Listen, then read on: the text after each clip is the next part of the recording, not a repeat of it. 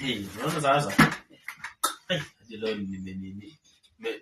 Lakini niko na story nyingine hapo moja. Gani hiyo? Na hiyo ukishinda, tena unajua hii kitu lazima tuweke pesa kwanza.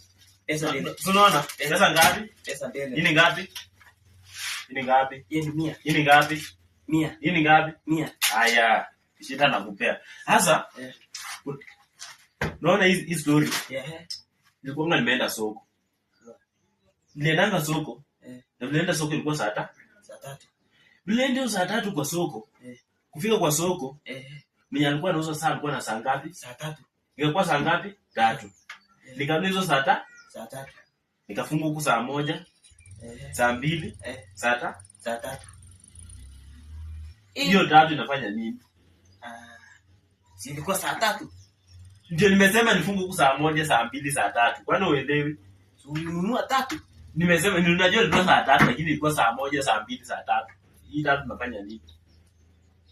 Kwa sababu ni saa 3. Ndiye anasema ni saa 3. Saa 1, saa 2, saa 3. Si ni saa 3 AM. Wewe uelewi anasema ilikuwa saa 1, saa 2, saa 3. Uliza watu wa TikTok watu chini.